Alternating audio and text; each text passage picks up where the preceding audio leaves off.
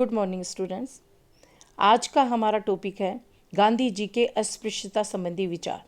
अस्पृश्यता यानी एक वर्ग द्वारा दूसरे वर्ग के लोगों को अस्पृश्य समझना, अछूत समझना, निम्न समझना, तुच्छ समझना और निम्न और तुच्छ समझकर उनके प्रति अमानवीय व्यवहार करना, और वो भी धर्म का जामा पहन करके, धर्म के आधार पर। हिंदुत्व का यह वह दाग है जिसको धोने के लिए गौतम बुद्ध, महावीर, जैन से लेकर न जाने कितने समाज सुधारकों, दयानंद सरस्वती, राजा राम मोहन राय, महात्मा गांधी तक न जाने कितने महान समाज सुधारकों, प्रबुद्ध जनों द्वारा प्रयास किए गए। लेकिन आज भी हम देखते हैं कि इसके उदाहरण यदा किदा अनेक स्थानों पर नज़र आ जाते हैं। हालांकि समय के साथ स्थितियां बहुत बदल गई हैं। पहले की तरह ये इस वर्ग के लोग इन अत्याचारों को स्वाभाविक रूप से जिस तरह से सहन करते थे अब नहीं करते हैं, किंतु अत्याचार आज भी हम देख सकते हैं। गांधी जी अस्पृश्यता को हिंदुत्व पर बहुत बड़ा बदनुमा दाग समझते थे, कलंक समझते थे। हिंदू समाज के माथे पर ऐसा कलंक समझते थे। उनकी मान्यता थी कि आज का वर्तमान स्वर्ण हिंदू समाज जब तक प्रायश्चित नहीं करेगा तब तक ये कलंक नहीं धुलेगा, और आजीवन उन्होंने इसके लिए प्रयास किया। उनके जीवन के एक तरह से दो प्रमुखतम लक्ष्य थे, पहला स्वराज्य प्राप्ति और दूसरा अस्पृश्यता निवारण। स्वराज्य प्राप्ति को उन्होंने प्रथम स्थान दिया, क्योंकि स्वराज्य प्राप्त करके अस्पृश्यता के निवारण को वो और अच्छे तरह से अंजाम दे सकते थे। कहने की बात यह है कि गांधी जी इनकी ज़िंदगी इन दो प्रमुख लक्ष्यों के इर्द गिर्द ही रही, और अंतिम समय तक उन्होंने इन लक्ष्यों की प्राप्ति के प्रयास किए, और हम कह सकते हैं कि उन्होंने अपने प्राण भी त्याग दिए। अंबेडकर और गांधी के बीच में हम कह सकते हैं कि जो प्रमुख लड़ाई थी या जो प्रमुख विवाद था वो यही था। अंबेडकर अस्पृश्यता निवारण को प्रथम स्थान पर रखना चाहते थे। वो समझते थे कि आज़ादी बाद में, पहले हम अस्पृश्यता निवारण करें, क्योंकि जब तक अस्पृश्यता यानी सामाजिक समानता प्राप्त नहीं करेंगे तब तक राजनीतिक स्वतंत्रता का कोई मूल्य नहीं है। पर गांधी जी की मान्यता थी कि स्वराज्य प्राप्ति का महान लक्ष्य हमें पहले प्राप्त करना चाहिए। तो इस तरह से अन्य जो विवाद है, मैं समझती हूँ इस जो मूल जो मतभेद था उसी के आधार पर गांधी और अंबेडकर के बीच में न जाने कितने विवादों की हम बात करते हैं, जो लेकिन रियलिटी में मैं समझती हूँ ऐसा नहीं था। दोनों एक दूसरे के पूरक ही थे, दोनों के विचार लगभग एक समान थे। ठीक है, तो अस्पृश्यता संबंधी इस विचारधारा को, अस्पृश्यता संबंधी उनके विचारों को समझने के लिए मैं ये कुछ शब्द आपके सामने पढ़ना चाहूँगी, जिससे गांधी जी का जो अस्पृश्यता संबंधी जो दृष्टिकोण था उनके इस जो आपके सामने है कुछ पंक्तियां हैं उससे स्पष्ट हो जाता है। वो कहते थे, स्वर्ण हिंदुओं को इंगित करते हुए गांधी जी कहते थे कि सभी व्यक्ति ईश्वर की संतान है। अतः स्वर्ण हिंदुओं ने शूद्रों के प्रति अब तक अस्पृश्यता के रूप में अन्याय करके वास्तव में ईश्वर की सत्ता को चुनौती दी है। देखिए कितनी बड़ी बात कह दी है उन्होंने कि जिस तरह से स्वर्ण हिंदू ईश्वर की संतान है, उसी प्रकार जिसको अस्पृश्य मान रहे वो भी ईश्वर की संतान है। और अस्पृश्यता के रूप में हमने जो अन्याय किया है, इसका मतलब हमने किसकी सत्ता को चुनौती दी है? हमने ईश्वर की सत्ता को चुनौती दी। उन्होंने ऐसे स्वर्णों को जो अस्पृश्यता को धर्म का अंग मांगते थे, धर्म के आधार पर ही अत्याचार होते थे, देखिए धर्म का अंग मानते थे, दुर्जन की संज्ञा थी, क्योंकि वह इस अन्याय के भागी होने के कारण ईश्वर के विरुद्ध किए गए पाप के अपराधी हैं। इसलिए उन्होंने शूद्रों के लिए हरिजन शब्द का प्रयोग किया, जिसका शाब्दिक अर्थ है ईश्वर का व्यक्ति, और हमें उनके प्रति कृतज्ञ रहने के लिए अपने अपराधों के लिए क्षमा मांगनी चाहिए। और साथ में एक पिक्चर है, उससे स्पष्ट होता है कि किस तरह है जो अस्पृश्य लोग थे, जो अछूत जिनको हम समझा गया, शूद्र जिनको कहा गया, वो किस तरह के अमानवीय, दीनहीन, नारकीय जीवन जीने को मजबूर थे। इनकी जो बस्तियां होती थी गांव और शहरों से बहुत दूर होती थी, और कैसा जीवन था उनका, ये इस पिक्चर से स्पष्ट हो रहा है। गांधी जी समझते थे जब तक समाज का इतना बड़ा वर्ग इन स्थितियों से, इन स्थितियों से मुक्त नहीं होगा, तब तक स्वराज्य प्राप्ति का कोई मीनिंग नहीं है और निरर्थक है। अगर हम प्राप्त भी कर लेते हैं तो निरर्थक है। अगला कोटेशन इसी तरह का है, देखिए नीचे लिखा हुआ भी है, अस्पृश्यता का उन्मूलन किए बिना स्वराज्य प्राप्ति असंभव है। एक तो वो समझते थे कि जब तक हम अस्पृश्यता का निवारण नहीं करेंगे तो स्वराज्य प्राप्ति इतना आसान लक्ष्य नहीं है। उस लक्ष्य की प्राप्ति तभी ज़्यादा आसान हो पाएगी जब हम अस्पृश्यता को अपने समाज से दूर करेंगे, और अगर प्राप्त भी हो जाए तो वो निरर्थक है। देखिए कितनी अच्छी बात की, यह विचार मात्र कि कुछ लोग उच्च और अन्य निम्न है, ईश्वर का अपमान है। अतः अस्पृश्यता विवेक, धर्म और सत्य तीनों के विरुद्ध है। ईश्वर कुछ लोगों को उच्च बनाता है, कुछ लोगों को निम्न बनाता है। यह किसका अपमान है? ईश्वर का अपमान, क्योंकि ईश्वर कभी भी ऐसा नहीं कर सकता। इसलिए गांधी जी क्या कहते हैं, अतः अस्पृश्यता विवेक के खिलाफ है, धर्म के विरुद्ध है, और सत्य, जो गांधी जी सत्य को ही ईश्वर से, तीनों के विरुद्ध है। और सामने ये जो पिक्चर है इसमें ये स्पष्ट हो रहा है कि किस तरह से उच्च और निम्न के भाव सामने इस पिक्चर में स्पष्ट हो रहे हैं। उच्चता और निम्नता की जो वर्ण व्यवस्था की विकृति थी, गांधी जी वर्ण व्यवस्था में उनको विश्वास था, क्योंकि वर्ण व्यवस्था समानतावादी थी, वो श्रम पर आधारित थी। वो हम कह सकते हैं कि वर्ण व्यवस्था का इस रूप में वो समर्थन करते थे कि ये स्वाभाविक कर्म, अगर हम अपनी अपनी क्षमता, अपनी रुचि के अनुसार अगर हम अपना अपना कर्म स्वयं निर्धारित करते हैं, किसी कर्म को उच्च और निम्न की श्रेणी में नहीं बांटते हैं, तो वर्ण व्यवस्था बुरी नहीं है। लेकिन तो वर्ण व्यवस्था की ये जाति व्यवस्था के रूप में जो विकृति आई, उसके गांधी जी विरोधी थे।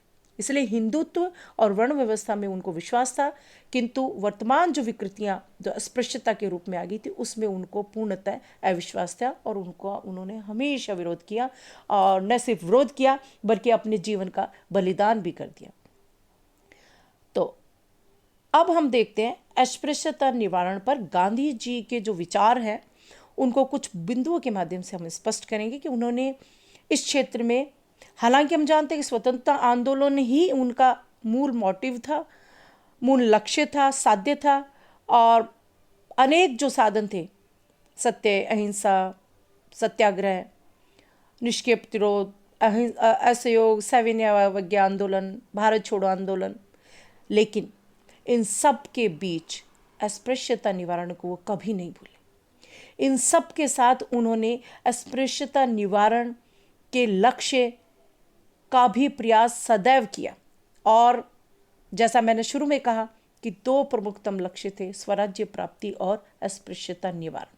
तो ये भी गांधी जी हम कहेंगे कि जो उनके राम राज्य की जो कल्पना थी उसमें सबसे बड़ी जो बाधा थी ये अस्पृश्यता ही थी। जो हिंदुत्व में उनको विश्वास था, उस विश्वास को चोट पहुंचाने में जो बाधा थी वो थी ये अस्पृश्यता। ठीक है, तो उन्होंने इस फील्ड में क्या किया, इस क्षेत्र में उन्होंने क्या योगदान रहा, वो हम देखेंगे। पहला जो पॉइंट है, हरिजन सेवक संघ की स्थापना और अस्पृश्यता निवारण। देखिए 1932 में उन्होंने हरिजन सेवक संघ की स्थापना की, और इसको क्या लक्ष्य दिया, क्या उत्तरदायित्व दिया, देश के अंदर अस्पृश्यता का निवारण। सामने एक पिक्चर है, गांधी जी हैं और साथ में है घनश्याम दास बिड़ला। आप लोगों ने नाम सबने सुना होगा, घनश्याम दास बिड़ला जो गांधी जी के मित्र, सहयोगी, सलाहकार, प्रशंसक हम उनको कह सकते हैं। और सबसे बड़ी बात जो थी, सच्चरित्रता और ईमानदारी के द्वारा भी बिजनेस किया जा सकता है, ये संदेश उन्होंने दिया। देश के नामी गिरामी उद्योगपति थे, स्वतंत्रता आंदोलन में उन्होंने अपना धन उपलब्ध कराया, हमेशा वो तत्पर रहते थे, सच्चे स्वदेशी थे। लेकिन गांधी जी ने उन्होंने हरिजन सेवक संघ की स्थापना करके जो प्रथम अध्यक्ष बनाया वो घनश्याम दास बिड़ला को ही बनाया था। सामाजिक कुरीतियों का विरोध उन्होंने सदैव किया और इस क्षेत्र में उन्होंने सत्याग्रह किया, अनेक तरह से अपना योगदान दिया, अनेक तरह से योगदान दिया। तो ये घनश्याम दास बिरला के योगदान को भी हम नहीं भूल सकते। अस्पृश्यता निवारण के क्षेत्र में उनको पद्म विभूषण की पदवी भी मिली। पूर्व राष्ट्रपति R.K. नारायण ने एक बार कहा था कि अगर गांधी जी के हरिजन सेवक संघ का वह छात्रावास नहीं होता तो मैं जीवन में कुछ नहीं बनता, आज किसी गांव में गाय चरा रहा होता। यानी ये जो हरिजन सेवक संघ था वो चंदा लेकर अछूतों की शिक्षा का दायित्व, अछूतों के लिए छात्रावास वगैरह का निर्माण, और हम कह सकते हैं कि इस हरिजन सेवक और नाम जैसा मैंने पहले कहा हरिजन नाम इसलिए रखा क्योंकि गांधी जी की मान्यता थी कि ईश्वर के सच्चे जो भक्त हैं वो हरिजन ही हैं। इसलिए हरिजन से मतलब ये दलित लोग ही हैं, इसलिए उन्होंने नाम क्या दिया, वो इंसान जो ईश्वर के प्रिय है, हरिजन। ठीक है, तो हरिजन सेवक संघ की उन्होंने स्थापना की और उसके माध्यम से अनेक तरह के आंदोलन चलाए और अस्पृश्यता निवारण के प्रयास किए। ठीक है, दूसरा जो पॉइंट है, हिंदू समाज के लिए घोर अभिशाप और कलंक। देखिए, जैसा मैंने पहले कहा कि हिंदुत्व में गांधी जी को विश्वास था, हिंदू धर्म में उनको विश्वास था, किंतु इस जो अस्पृश्यता नामक जो दाग है, जो कलंक है, उसके वो घोर विरोधी थे। इसको पाप मूलक संस्था समझते थे। उनकी मान्यता थी कि हिंदू समाज मूलतः मानवतावादी है, समानतावादी है। हिंदू धर्म ऐसा नहीं है। हिंदू धर्म में आई विकृतियों के कारण ऐसा हुआ है, इसलिए इन विकृतियों को दूर करना चाहते थे और वो समझते थे कि ये जो विकृतियां हैं वो समाज की जड़ों को खोखला कर रही है। और उनकी मान्यता थी, वो ऐसा समझते थे कि जो आज हमें स्वतंत्रता के दौर से गुजरना पड़ रहा है, इसके पीछे मूल कारण ये अस्पृश्यता ही है, जिसने हिंदू समाज को दो भागों में बांट दिया है, हिंदू समाज की जड़ों को जिसने खोखला कर दिया। तो हिंदू समाज के लिए इस अस्पृश्यता को घोर अभिशाप और कलंक समझते थे। फिर है मूल हिंदू धर्म के समानता व स्वतंत्र, जैसा मैंने अभी अभी आपको कहा कि मूल जो हिंदू धर्म है उसके समानता व स्वतंत्रता के आदर्शों में उनको विश्वास था। वो ऐसा समझते थे कि जो हमारा मूल धर्म है वो कभी भी अस्पृश्यता का समर्थन नहीं करता, न कभी उसने किया है। और पुराने जो शास्त्र है, जो स्मृतियां हैं, जिसका अंबेडकर ने भी विरोध किया, मनुस्मृति वगैरह, तो उन शास्त्रों और जो उन व्याख्याओं के लिए भी गांधी जी ने कहा कि वो भी समय के बाद में आई गई विकृतियां थी। मूल जो वैदिक धर्म है उसमें ये अस्पृश्यता नहीं थी। जो हमारे वेद हैं उनमें अस्पृश्यता का कहीं भी कोई जिक्र नहीं है। और ये जो संहिताएं और जो शास्त्र जो अगर इसका समर्थन करते हैं उनका उन्होंने विरोध किया और ये समझा कि वो बाद में आई हुई विकृतियां हैं। ठीक है, इसी तरह से मंदिर व सार्वजनिक स्थानों पर प्रवेश का अभियान चलाया। देखिए, उन्होंने ये अभियान भी चलाया और इस अभियान की जिम्मेदारी उन्होंने अनेक लोगों में दी, अनेक लोगों को इस अभियान की जिम्मेदारी दी। हम कह सकते हैं कि जो राजेंद्र प्रसाद जो हमारे प्रथम राष्ट्रपति थे, पंडित गोविंद वल्लभ पंत, जगजीवन राम, मोरारजी देसाई आदि नेता अस्पृश्यता निवारण के आंदोलन के अगुवा बने और उन्होंने मंदिरों, सार्वजनिक स्थानों पर प्रवेश के लिए अभियान चलाने के लिए जो आंदोलन चलाए उनका नेतृत्व किया। क्योंकि उस वक्त ये अस्पृश्यता नामक जो हम कह सकते हैं बुराई थी वो अति भीषण रूप में विद्यमान थी।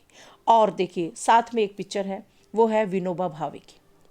विनोबा भावे जिनको नेतृत्व दिया उन्होंने ऐसे आंदोलन चलाने का, ऐसे सत्याग्रह आंदोलन चलाने का, ताकि ये जो शूद्र वर्ग है, जो अस्पृश्य लोग जिनको समझा गया, उनको मंदिरों में प्रवेश का अधिकार, उनको मंदिरों में प्रवेश के लिए आंदोलन चलाए। और ऐसा कहा जाता है कि बिहार में वैद्य धाम नामक जो मंदिर है वहाँ पर हरिजन भाइयों को प्रवेश कराने के प्रयास करने पर विनोबा जी पर प्रहार किया गया और जिससे सदा के लिए उनकी श्रवण शक्ति भी चली गई थी।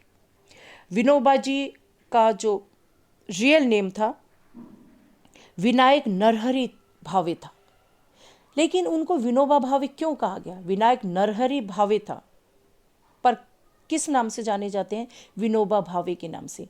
देखिए, विनोबा जो शब्द है वो मराठी में उस महान व्यक्ति के लिए प्रयोग किया जाता है जिसके प्रति जनता में बहुत ज़्यादा श्रद्धा हो, जिसके प्रति जनता में बहुत ज़्यादा सम्मान हो, इसलिए उनको विनोबा भावे कहा जाता है। 1983 में मरणोपरांत उनको भारत रत्न की उपाधि भी मिली। और हम सभी जानते हैं कि जो उनका नाम एक आंदोलन, विशेष आंदोलन के साथ जोड़ा जाता है जिसको हम कहते हैं भूदान आंदोलन। भूदान यानी ऐसा आंदोलन जिसमें जमींदारों से भूमि दान करने का आग्रह किया गया। ठीक है, भूमि दान करने की अपील की गई। और जो विनोबा जी ने जो ये आंदोलन चलाया सत्याग्रह द्वारा, अहिंसक तरीकों द्वारा, एक तरह से कह सकते हैं कि जो भूदान आंदोलन है अहिंसक तरीकों से सामाजिक क्रांति लाने का प्रयास था, सामाजिक परिवर्तन लाने का प्रयास था। ये सामाजिक परिवर्तन और सामाजिक क्रांति से क्या अभिप्राय?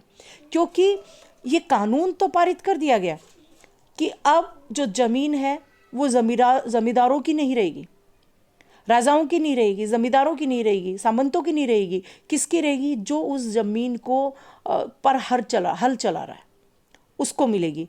किंतु व्यवहार में इसको परिणित करना आसान नहीं था। इस कानून का पालन इतना आसान नहीं था। इसलिए जो भूदान आंदोलन गांधी जी के ऐसा कहते हैं कि विनोबा भावे जी जो थे वो एक तरह से आध्यात्मिक उत्तराधिकारी थे गांधी जी के। गांधी जी की मृत्यु उपरांत जो सत्याग्रह द्वारा, अहिंसक आंदोलन द्वारा इतना बड़ा जो उन्होंने भूदान आंदोलन चलाया, 58,741 किलोमीटर का उन्होंने सफ़र तय किया और 44 लाख एकड़ भूमि दान में प्राप्त की। और ये भूमि दान में प्राप्त करके किनको दी गई? जो भूमिहीन थे। और भूमिहीन कौन थे? ये अस्पृश्य थे, अस्पृश्य ही थे, शूद्र ही थे, जिनको हम कह सकते हैं कि आज जिस शब्द का हम इस्तेमाल करते हैं दलित, उन लोगों को भूमि दिलाएगी। तो इस आधार पर हम कह सकते हैं कि जो विनोबा जी है उनका बहुत ज़्यादा योगदान रहा। और 1983 में उनको, जैसा मैंने पहले कहा, भारत रत्न की उपाधि भी प्रदान की गई। और देखिए, ये ऐसे पहले भारतीय थे जिनको 1958 में प्रथम अंतर्राष्ट्रीय मैगसेसे पुरस्कार भी प्राप्त हुआ। तो इनके बारे में मैंने सोचा थोड़ा बहुत आपको बताऊं कि गांधी जी के जो लक्ष्य थे, महान लक्ष्य था अस्पृश्यता निवारण, उसको आगे बढ़ाने में एक तरह से उत्तराधिकारी के रूप में गांधी जी ने उत्तराधिकारी के रूप में विनोबा भावे जी ने गांधी जी के कार्य को ही आगे बढ़ाया। ठीक है, इसी तरह से अगला जो पॉइंट है, संविधान द्वारा अस्पृश्यता कानूनी अपराध घोषित। अब हम कह सकते हैं कि संविधान तो लागू गांधी जी की मृत्यु के बाद में हुआ, लेकिन हम कहेंगे कि इसमें भी गांधी जी का प्रयास ही रहा। पहली बात तो हम सभी जानते हैं कि गांधी जी के परामर्श से ही संविधान की प्रारूप समिति के अध्यक्ष डॉक्टर भीमराव अंबेडकर जी को बनाया गया।